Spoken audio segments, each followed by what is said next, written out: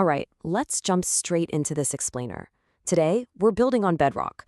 We're going to completely deconstruct the structural mechanics of scaling and exiting a mid-market business. We're looking way past those surface-level symptoms to completely dismantle how we actually think about operational scale, resilience, and true business value. So let's immediately shatter a pretty massive mainstream illusion right off the bat. Conventional advice will tell you, hey, margins are compressing, just reduce headcount.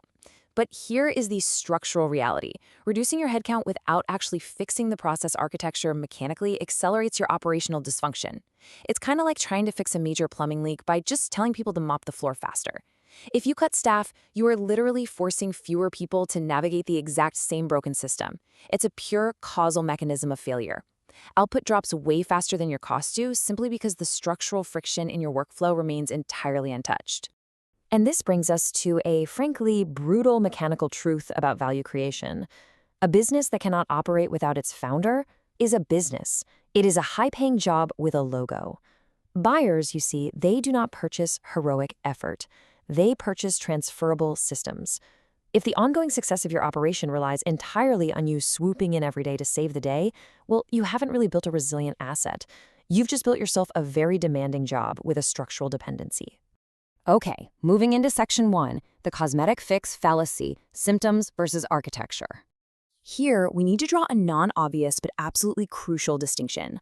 A lot of founders conflate downstream events with upstream remediation. They confuse transaction management, which is really just sourcing buyers and negotiating deals downstream, with gap diagnosis. Gap diagnosis, on the other hand, is the upstream identification of structural vulnerabilities that are actively suppressing your business value. Mixing these two up, that is an incredibly expensive architectural failure. You simply cannot negotiate away a structural flaw at the closing table. It absolutely must be diagnosed and repaired far, far upstream. So let's explicitly name and define our first failure mode, operational drag. Think of operational drag as a hidden, compounding tax on literally every single workflow in your business. It's the friction created by informal workarounds, undocumented exceptions, and having roles that exist primarily just to manage missing systems. If we look at the mechanics, you can see exactly why symptom management fails. Take action 1. You reduce headcount without process redesign. The mechanical consequence? Like we just talked about, output drops faster than cost. Or, look at action 2. You rely on incredibly talented individuals instead of building repeatable standard operating procedures. Well, the consequence there is that your bottleneck just personalizes. The second that talented person leaves or shifts roles, boom, the exact same bottleneck reappears. The failure happens because the system was never actually fixed. People just brute forced a bypass around it. Which naturally leads us to ask, why do systems seem to break precisely at the moment when growth peaks? Right when things seem to be going best. Let's explore that in section 2, failure mode, resilience collapse. We explicitly name this failure mode resilience collapse. This is a structural vulnerability triggered when a company scales up its growth infrastructure but severely underinvests in things like succession, cash reserves, and contingency protocols. It happens when a business learns the exact wrong lesson from past crises, relying on heroic founder intervention instead of actually building early warning systems. It's essentially the business equivalent of building a spectacular, heavy mansion on top of a cracked foundation. Eventually, it just gives way. There is a really non-obvious distinction here between building to expand and building to survive. Growth infrastructure, your sales, your marketing, product development, that generates revenue. It creates top-line movement. Resilience infrastructure, on the other hand, prevents catastrophic loss through documented processes and succession planning. It physically anchors the business against external shocks.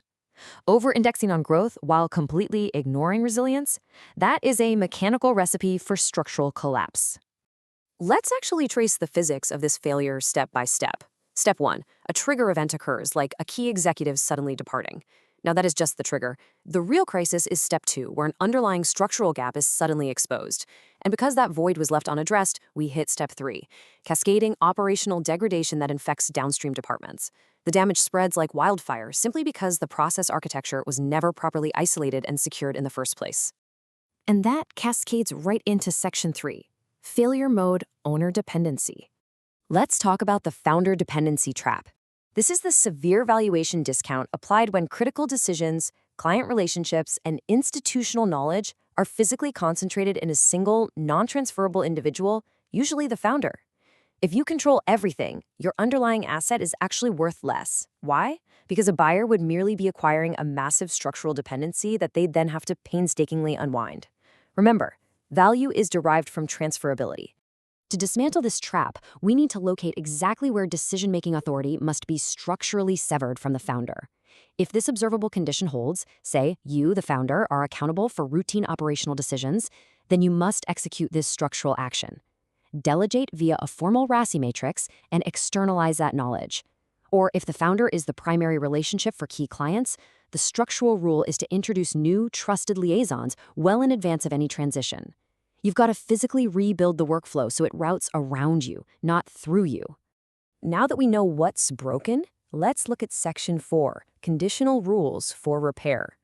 These are strict conditional decision rules designed to help you bypass emotional reactions and mechanically apply the right architectural fix. For example, if revenue grows but profit stagnates, then you diagnose operational bottlenecks before altering headcount. Do not just blindly fire people. Or, if a key leader's sudden departure threatens delivery, then implement immediate triage mapping before strategizing long-term. You don't instantly launch a permanent hiring search. You stabilize first. Follow the conditional rules and the structure starts repairing itself. When repairing any system in distress, you literally have to follow this exact sequence. Step 1, immediate stabilization or triage. Stop the bleeding. Step 2, structural vulnerability assessment. Get in there and do the root cause diagnosis to map the underlying architectural gap. And finally, step 3, recovery architecture. Rebuild the systemic capabilities so the exact same failure mechanism literally cannot repeat itself. You can't skip straight to architecture without stabilizing first, and stabilizing without rebuilding just leaves you wide open to the very next shock. Ultimately, this right here is your blueprint. These are the pure, objective drivers of value that must be structurally compounded far upstream of any exit event. We're talking normalized financial cleanliness, operational independence from the owner, diversified revenue streams, documented and transferable processes, and defensible market positioning. None of these are quick cosmetic fixes. They require deep architectural alignment. These are the bedrock components that dictate true structural value. I want you to really take a second to absorb this reality. Most business problems are not talent problems. They are system problems. Think about it.